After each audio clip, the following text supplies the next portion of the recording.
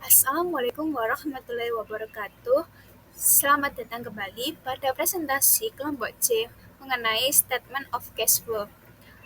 Pertama-tama, kita ucapkan puji syukur kehadirat Allah yang Maha Kuasa karena memberikan kesempatan kepada kita untuk dapat melakukan presentasi pada kali ini. Yang kedua, kami ingin mengucapkan terima kasih kepada Ibu Tantina yang telah menyempatkan waktunya untuk dapat melihat presentasi dari kelompok kami.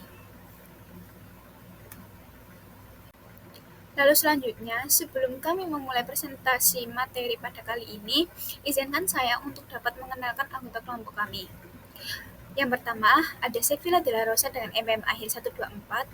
Yang kedua, ada saya, Liana Nandia Putri dengan MPM akhir 134. Yang ketiga, ada Andrea Maharini Putri S dengan MPM akhir 201.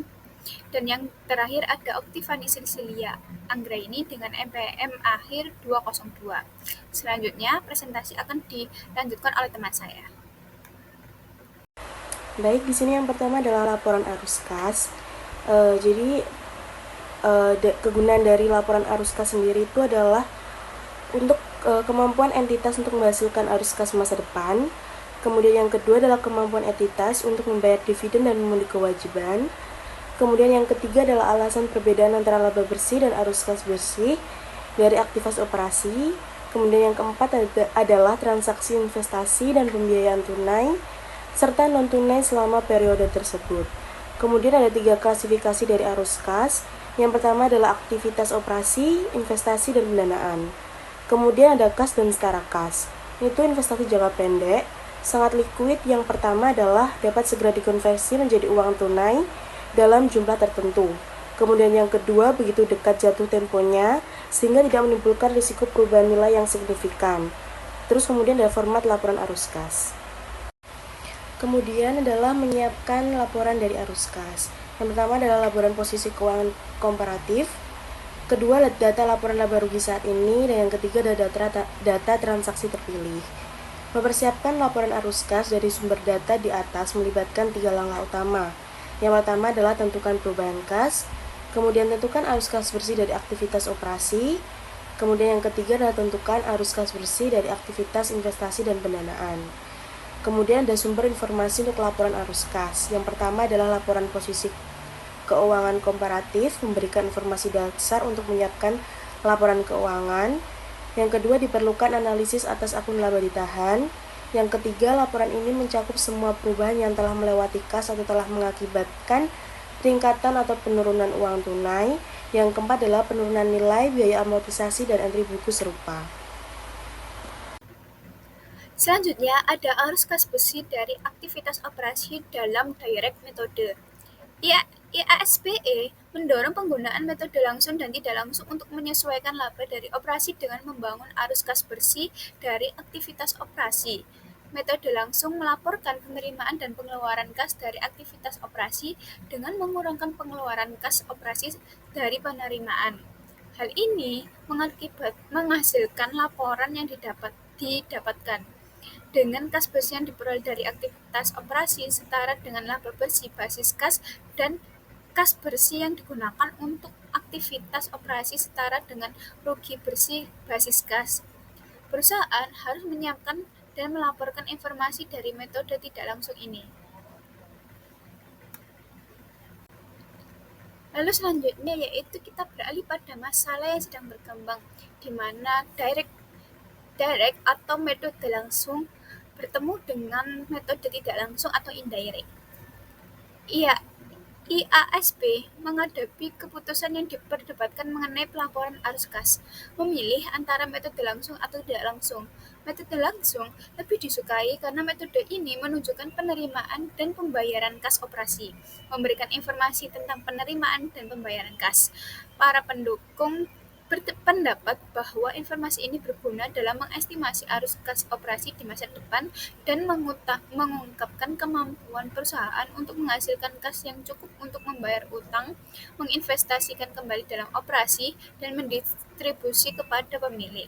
Sementara untuk metode tidak langsung, di sisi lain berfokus pada perbedaan antara laba bersih dan arus kas bersih dari aktivitas operasi.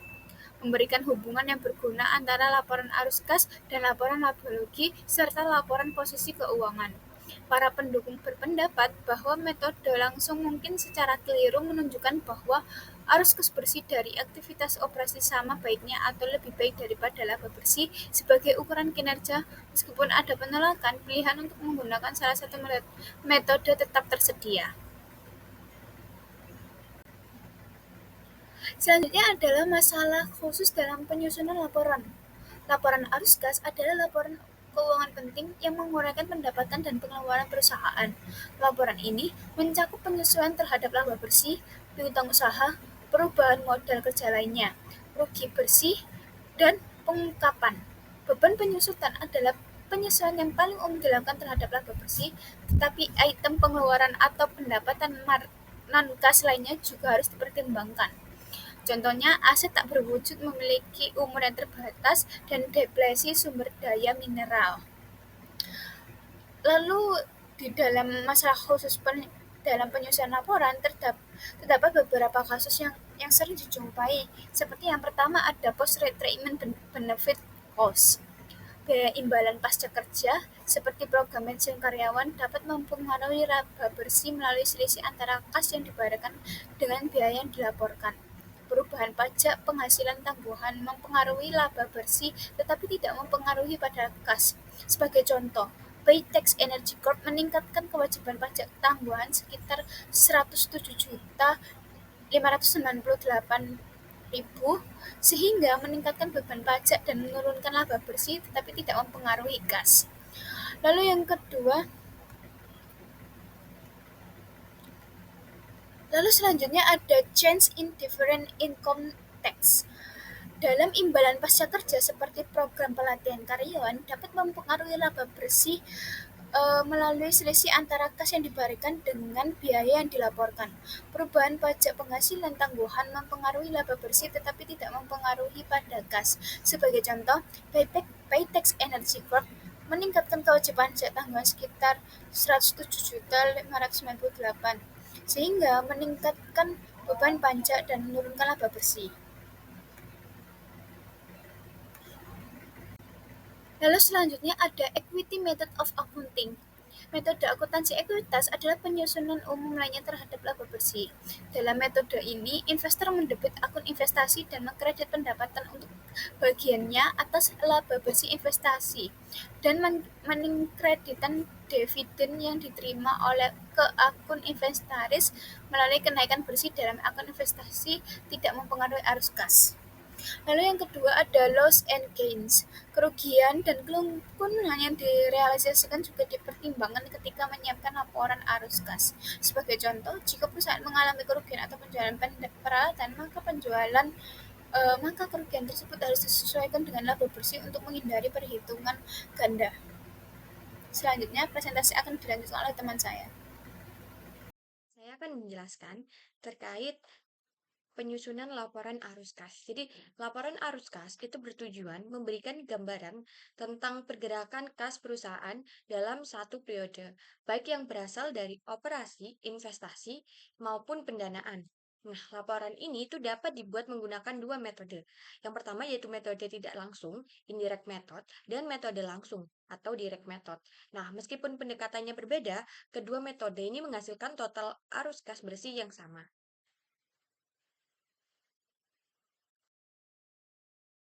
Nah, selanjutnya kita akan masuk pada pembahasan terkait metode tidak langsung atau indirect method. Nah, jadi metode tidak langsung ini dimulai dengan mengambil laba bersih atau net income dari laporan laba rugi yang kemudian disesuaikan untuk mencerminkan aliran kas aktual. Nah, penyesuaian ini dilakukan dengan menambahkan atau mengurangi elemen-elemen non-kas seperti depresiasi serta perubahan pada aset dan kewajiban lancar. Nah, sebagai contoh, jika terdapat depresiasi sebesar $7.000, nilai tersebut itu ditambahkan kembali ke laba bersih karena depresiasi adalah pengeluaran non-kas. Kemudian, jika piutang meningkat sebesar $9.000, jumlah tersebut dikurangkan dari laba bersih karena peningkatan piutang itu berarti ada pendapatan yang belum diterima dalam bentuk kas. Nah, metode ini itu populer atau sering digunakan karena datanya itu mudah diperoleh dari laporan laba rugi dan neraca, serta memberikan penjelasan yang jelas tentang hubungan antara laba bersih dengan arus kas bersih.